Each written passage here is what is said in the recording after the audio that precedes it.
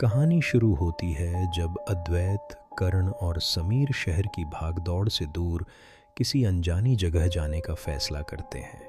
वे ऐसी जगह की तलाश में थे जहां न भीड़ हो, न शोर और न ही कोई तय रास्ता। अद्वैत का मानना था कि अगर किसी ट्रिप में डर का एहसास न हो तो वह कभी यादगार नहीं बनती। इसी सोच के साथ उसने चंद्रकुंड नाम की एक जगह चुनी, जो एक पुराना और लगभग भुला दिया गया पहाड़ी इलाका था। समीर को शुरू से ही इस फैसले को लेकर अजीब सा डर लग रहा था, लेकिन कर्ण ने हमेशा की तरह इसे मजाक में टाल दिया।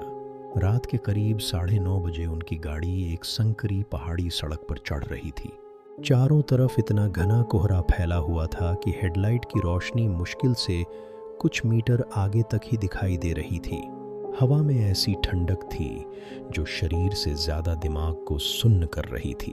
समीर लगातार खिड़की से बाहर देख रहा था, क्योंकि उसे बार बार ऐसा लग रहा था जैसे पेड़ों के बीच कोई परछाई उनकी गाड़ी की रफ्तार के साथ साथ चल रही हो।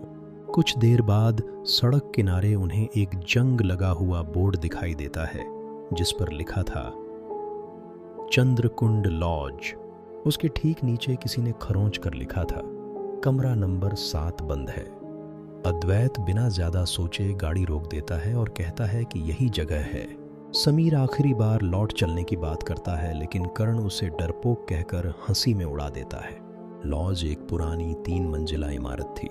उसकी दीवारों पर सीलन जमी हुई थी और बरामदे में लटका एक अकेला बल्ब हवा के साथ हिल रहा था, जिससे दीवारों पर अजीब सी परछाइयां बन रही थीं। तभी अंदर से एक बूढ़ा आदमी बाहर आता है। उसकी आंखें लाल और धंसी हुई थीं और उसकी आवाज़ सुनते ही अजीब सा सन्नाटा फैल जाता है। वह बिना किसी भूमिका के कहता है कि कमरे खाली हैं, लेकिन कमरा नंबर 7 मत लेना, क्योंकि जो भी उसमें सोया है वह सुबह नहीं उठा। कर्ण इस बात पर जोर से हंस देता है, लेकिन समीर का चेहरा सफ़ेद पड़ जाता है। इसके बावजूद अद्वैत उसी कमरे को लेने की जिद करता है। कुछ पल चुप रहने के बाद बूढ़ा आदमी चाबी उनकी ओर बढ़ा देता है और जाते जाते बस इतना कहता है कि अगर रात में कोई भी आवाज़ आए तो दरवाज़ा मत खोलना, चाहे वह आवाज़ तुम्हारी अपनी ही क्यों न लगे। कमरा नंबर 7 सबसे ऊपर था। वहां तक पहुंचने वाली लकड़ी की सीढ़ियां हर कदम पर ऐसी आवाज़ कर रही थीं जैसे कोई दर्द में कराह रहा हो। कमरे के अंदर एक पुराना बिस्तर था, एक जंग लगी अलमारी थी और दीवार पर एक धुंधला सा आईना टंगा हुआ था। आईने के नीचे उंगलियों से लिखा हुआ था, वो बाहर नहीं अंदर है। समीर ने इसे पढ़ते ही अपनी नज़रें फेर लीं, जबकि अद्वैत ने इसे बस एक डरावनी सजावट समझकर नज़रअंदाज कर दिया। रात गहराती गई और करीब 12:30 बजे अचानक कमरे की लाइट बंद हो गई। उसी पल बाहर हवा तेज हो गई और दरवाजे पर जोर जोर से दस्तक होने लगी।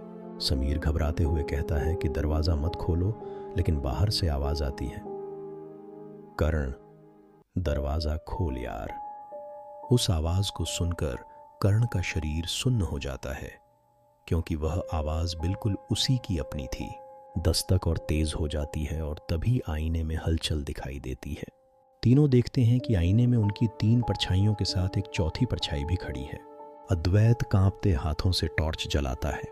जैसे ही रोशनी आईने पर पड़ती है, आईना दरकने लगता है और उसी पल दरवाज़ा अपने आप खुल जाता है। बाहर समीर खड़ा होता है, जबकि असली समीर कमरे के अंदर मौजूद होता है। दोनों एक साथ कहते हैं, तुम गलत जगह आ गए हो। इसके बाद एक जोरदार चीख गूंजती है और सब कुछ अंधेरे में डूब जाता है। अगली सुबह गांव वालों को जला हुआ लॉज मिलता है। बाहर 2 लड़के अधमरी हालत में पड़े होते हैं, लेकिन समीर का कहीं कोई पता नहीं चलता। पुलिस मान लेती है कि वह आग में मारा गया, मगर अद्वैत आज भी यह मानने से इनकार करता है। वह कहता है कि समीर मरा नहीं है, क्योंकि कई रातों में जब वह आईने के सामने खड़ा होता है तो उसकी परछाई उससे एक पल देर से हिलती है।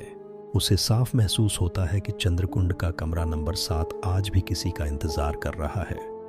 अगर आपको हमारा यह वीडियो अच्छा लगा तो कृपया लाइक और सब्सक्राइब ज़रूर करें। हम ऐसी ही और कहानियाँ आपके लिए लाते रहेंगे।